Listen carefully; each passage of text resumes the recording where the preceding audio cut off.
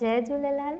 अॼु असीं हिते एडवांस डिप्लोमा जो टियों पाठ शुरू था कयूं, जंहिंजो नालो आहे गुणनि जो बल। जीअं त नाले सां ॼाण थी पए त ही पाठ असांखे ॿुधाए थो कि गुणनि में केतिरो बल आहे।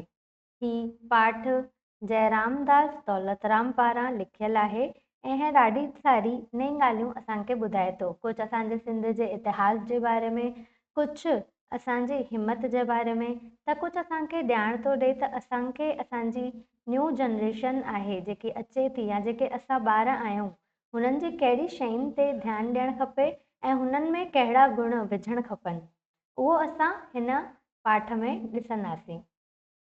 मुल्क जे विरहाङे पुॼाणा सिंधियुनि जी कठिन परीक्षा थी आहे। असां सभिनि खे ॼाण आहे कि इंडिपेंडेंस जो 1947 में इंडिपेंडेंस जे वक़्तु पार्टीशन थियो, विरहाङो मतिलबु थींदो आहे पार्टीशन, हिन जो सभिनि खां वधीक असरु सिंधियुनि जे मथां ई आयो। त हिन खां पोइ सिंधियुनि जी ॾाढी कठिन परीक्षा थी। मुंहिंजे लेखे घणे वांगे हिन परीक्षा मां लंघंदा पार पवंदा वञनि था। हिन आज़माइश जी आग मां, आज़माइश मतिलबु थींदो आहे एग्ज़ाम, हिन एग्ज़ाम जेकी हिकु आग वांगुरु आहे, हिन आज़माइश जे आग मां सभु सलामत की नथा पहुचनि।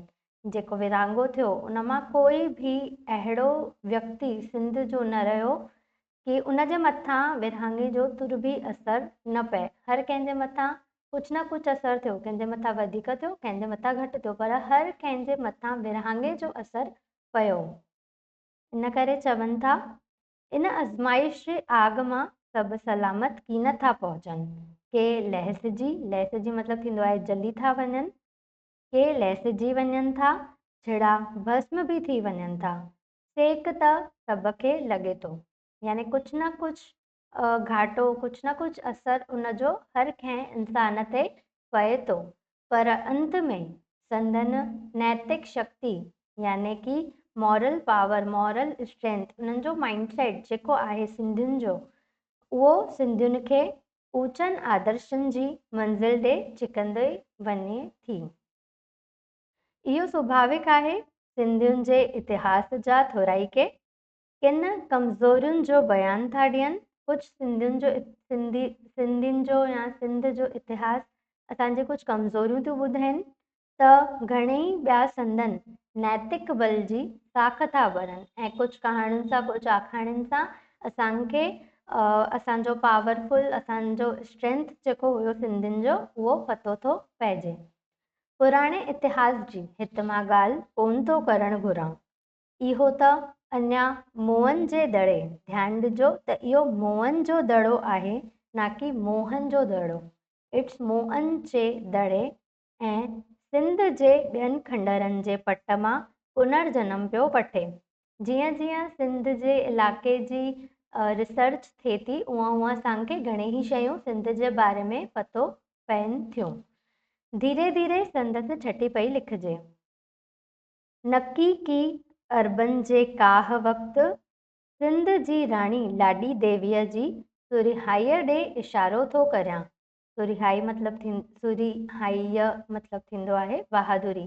महाराणी लाडी देवी जेकी राजा ॾाहिर सिंह जी राणी हुई, उन जी बहादुरी जी तरफ़ लेखक साहिब इशारो था करनि। राणीअ राजा जे क़त्ल थियण बैदि पंहिंजा सभु ज़र ज़ेवर विकिणी नई सेना तयारु करे अरबन सां युद्ध जारी रखी।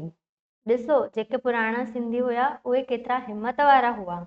अहिड़े कमज़ोर घड़ीअ में बि तंहिंजो राणी लाडी देवीअ जो घोटु राजा ॾाहिर सिंह दुश्मननि पारां मारियो चुको आहे, तॾहिं बि तंहिं वक़्तु महाराणी लाडी देवी पंहिंजो मन कमज़ोर नथी करे, उल्टो पंहिंजा ज़र ज़ेवर विकिणे करे हिकु नई शुरूआत सां वापसि हुन ई स्ट्रेंथ सां या हुन ई ताक़त सां अरबन सां जंग जेकी चालू हुई उन्हनि खे कंटिन्यू थी करे। आगाटे हिंदुस्तान जे तारीख़ में ज़ौहर जी पहिरीं मिसाल जो वर्णन थो करणु घुरां। जेके लेखक साहिब आहिनि उहे असांखे राणी लाडी देवी जे बारे में था ॿुधाइनि। भारत जो पहिरियों ज़ौहर जेको थियो हुओ हो महाराणी लाडी देवीअ पारां थियो हुयो। जॾहिं युद्ध में हराइण पुॼाणा राणी लाडी देवीअ ऐं राजाई कुल जे सभिनी ज़ालुनि महल जी हिकु कोठीअ अंदरि पाण खे बंदि करे पंहिंजनि हथनि सां पाण खे आग ॾेई अरबनि खां पाण बचायो। ॾिसो तेॾी महिल जी जेकी माताऊं हुयूं केतिरी हिमत वारियूं हुयूं त उहे अरबनि जे हथ न अचनि, तंहिं करे उन्हनि सभई पाण ई पाण खे आग में झोके छॾियऊं। ऐं हू हुई भारत जी पहली जौहर। उहा सती प्रथा न हुई, उहा जौहर हुई। सती प्रथा थींदी हुई पंहिंजे घोट जे मरण जे करे उहा जेकी हुनजी ज़ाल हुई उन सेम आग में कूदी पवंदी हुई। पर ही जेकी जौहर थी उहा पाण खे अरबनि खां बचाइण ख़ातिर थी, इन लाइ उहा आम सती प्रथा न हुई। आम सती प्रथा में ऐं राणी लाडीअ जे अरबनि खां पाण बचाइण लाइ ज़ौहर करण में वॾो फ़र्क़ु आहे। अॻिते ॾिसूं था, कल्होड़नि मीरनि अंग्रेज़नि जे ज़माने जी ॻाल्हि आहे। हाणे ही ॻाल्हि आहे इन्हनि ज़माननि जी, पहिरें उन खां पोइ जे यानी अरबनि जे युद्ध खां पोइ जे। दूर देसावरनि में वञी, दूर मतिलबु थींदो आहे दूर डिस्टेंस, देसावर मतिलबु परदेस, ॿिए देशनि में वञी अजीब व ग़रीब क़ौमुनि जे विच में रही अणॼातल ॿोलियुनि जे अधीन थी अनेक ॾुखियाईनि खे मुंहुं ॾेई कंहिं पद ते पाण खे पहुचायऊं। सिंधी हिन शइ लाइ ॾाढा मशहूरु हूंदा हुआ पहिरें बि, ऐं तंहिं करे बि सिंध सभिनि जी नज़र में हूंदो हो त केॾीमहिल असां सिंध ते कब्ज़ो कयूं, केॾीमहिल असां सिंध खे हासिलु कयूं ऐं हुन ते रूल कयूं। त ही ॿुधाइनि था त दूर देशनि में वञी करे बि तॾहिं जा माण्हू वापारु कंदा हुआ। हुन जॻह जी उन्हनि खे ॿोली कान ईंदी हुई, तॾहिं बि उन्हनि जे विच में रही उहा ॿोली सिखी करे उन्हनि सां बिज़नेस करंदा हुआ। किथे शिकारपुर ऐं किथे ओलह चीन ऐं रूस जा ॾखणा शहर। ओलह मतिलबु थींदो आहे वेस्ट चाइना, ऐं ॾखण मतिलबु थींदो आहे साउथ। त ही जेके आहिनि उहे शिकारपुर खां केॾा परे आहिनि। शिकारपुर प्रेज़ेंटली अगरि असां ॾिसूं त हू थियो पाकिस्तान ऐं चीन थियो ॿिए तरफ़, त डिस्टेंस ॾाढी वॾी हुई। तेॾीमहिल बि शिकारपुर जा जेके वापारी हूंदा हुआ उहे अलॻि अलॻि देशनि में पंहिंजो धंधो करंदा हुआ। उन्हनि शहरनि जा एवज़ी अॼु रूसी सिफ़ारतुनि मतिलबु थींदो आहे एम्बेसी या हवाई जहाज़नि वसीले हिकु ॾींहं में हितरसी हिंदुस्तान ॾिसण था अचनि। हाणे जे टाइम ते ट्रांसपोर्टेशन जे करे हिकु देश खां ॿी देश वञणु ॾाढी सवली ॻाल्हि आहे, परंतु पहिरें ज़माने में अहिड़ी कोई व्यवस्था कान हूंदी हुई। सभु पाणीअ जे ज़रिए या पैदल घुमंदा हुआ ऐं हिकु देश खां ॿिए देश वेंदा हुआ। सदियूं अॻु शिकारपुर जे वापारियुनि जूं मथियनि ॾुराहनि मतिलबु बि ॿिया देश थींदा आहिनि, ॾुराहनि हंधनि ते कोठियूं खुलियल हुयूं। कोठियूं मतिलबु थींदो आहे धंधो करण जी जॻह, ऑफिस चई सघंदा आहियूं, दुकान चई सघंदा आहियूं, कोई पोर्ट चई सघंदा आहियूं। अर्थात उन्हनि जी उते अलॻि अलॻि देशनि में बि बिज़नेस करण जी जॻहूं कोठियूं खुलियल हुयूं। महीननि जूं मुसाफ़िरियूं हुयूं, कई महीना लॻंदा हुया, पतो बि कोन हूंदो हुयो रस्तो सही आहे कि ग़लति आहे, पर तॾहिं बि माण्हू हिमत करे हिकु देश खां ॿिए देश वेंदा हुया, यात्रा कंदा हुआ। वाटूं ओझड़ मतिलबु हूंदो आहे डेंजर, डिफ़िकल्ट, ॾाढी डिफ़िकल्ट सिचुएशन्स खे पार करे वाटूं ओझड़। हर पहाड़ पुठियां वणनि जे हर झगुटे मतिलबु थींदो आहे ढाल या ग्रुप जो जी बेलनि जो जेको समूह हूंदो आहे। कोई पेड़ असां ॾिसंदा आहियूं ॾाढे सारे ग्रुप में हूंदो आहे, त हू था चवनि कि वाटियूं ओझड़ डेंजर हिकदमि ख़तरनाक। हर पहाड़ पुठियां वणनि जे हर झगुटे में रहजननि जो ख़ौफ़, रहजननि मतिलबु डाकू जेके हमिलो करण वारा लूटण वारा हूंदा आहिनि, उन्हनि जो ख़ौफ़ लिकल हो। न जान न पैसो सलामत हो, केॾीमहिल बि नथा ॿुधाए सघूं, केॾीमहिल बि किधर खां बि हमिलो थी सघंदो आहे, छो त उन्हनि ॾिन में सिंधियुनि जी हिमत हूंदी। छा त उन्हनि ॾिन में सिंधियुनि जी हिमत हूंदी, छा त संदनि साहस हूंदो जो अहिड़नि ख़तरनि मां बेडपो लंघे अहिड़ियुनि अणवणंदड़ हालतुनि हेठि रहंदे पंहिंजे बुर्दबारी मतिलबु थींदो आहे साहस या फिर हिम्मत या फिर ईमानदारी या फिर सहनशीलता, इहे सभु बुर्दबारीअ में ईंदा आहिनि। पंहिंजी बुर्दबारीअ, पंहिंजी सचाईअ, ईमानदारीअ जे गुणनि जी शक्तिअ द्वारा सदियूं अॻु हुननि ॼण एशिया खंड जी हिकु ज़बरदस्त बैंक स्थापन कई। तंहिं ज़माने में बि सिंधी एतिरा मशहूरु हूंदा हुया, एतिरा टैलेंटेड हूंदा हुया। उहे टैलेंटेड छो थींदा हुया? छो त हुननि जे घर वारा हुननि में उहे गुण विझंदा हुआ त हू वॾी थी एतिरा हिमत वारा हुजनि, सचाईअ सां हलनि पंहिंजे जीवन में ऐं हर सिचुएशन खे सुठे सां टैकल करण जी टेक्निक्स उन्हनि खे अचे। त हीअ ॿुधाए थो लेखक साहिब कि पुराणे ज़माने में बि सिंधी एतिरा मशहूरु हुया कि एशिया खंड जे हिकु ज़बरदस्त बैंक जी स्थापन कई। हाणे हू बैंक कहिड़ी हुई उहो ॾिसूं था। हिंदुस्तान ऐं रूस जो वापारु सिंधी सराफ़िकी बैंक जे इन्हनि शाखुनि वसीले हलंदो हो। तेॾीमहिल हू कैश में कमु न करंदा हुया, उहे हिन जेकी बैंक हिते ॿुधाईंदा हुन जे ज़रिए कमु करंदा हुया।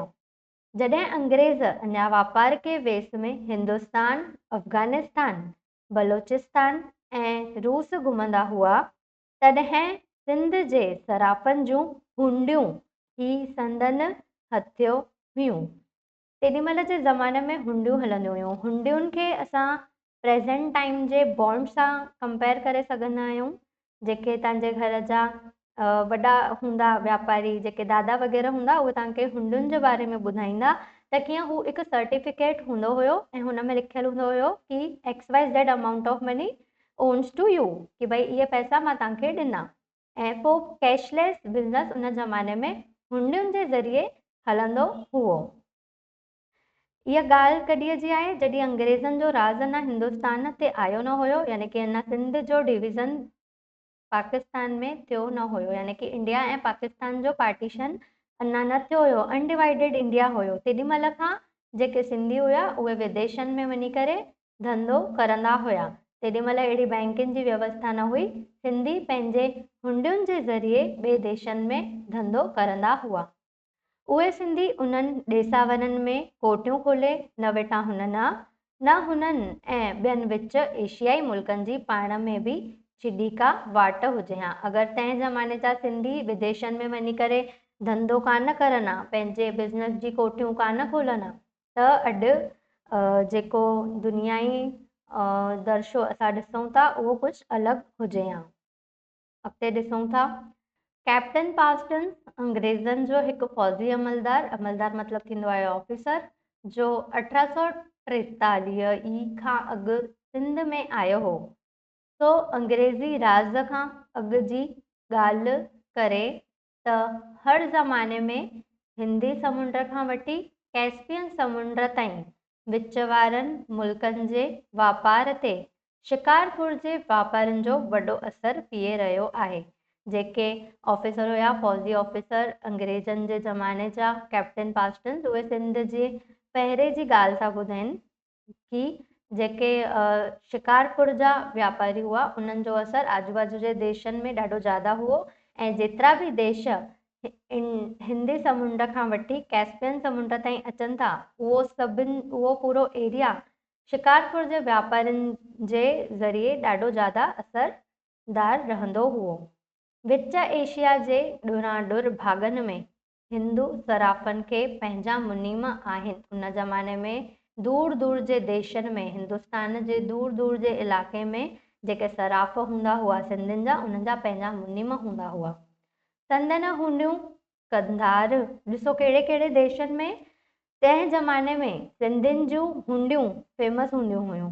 तेॾीमहिल त कंहिंखे सम्झंदो बि कोन हुयो एतिरो बॉन्ड्स वग़ैरह, तंहिं ज़माने खां सिंधी बॉन्ड्स में डील करंदा हुआ। संदन हुंडियूं कंधार, कलात, काबुल, हिरात, बुखारा ऐं इन्ही पासे जे ॿियनि मंडियुनि जी मटिजी सघनि थियूं। हिन देशनि जी जेकी बि उन टाइम जी मनी रही हूंदी, पैसा रहिया हूंदा, नोट रहिया हूंदा, उहे सिंधियुनि जी हुंडियुनि सां मटिजी सघंदा हुआ।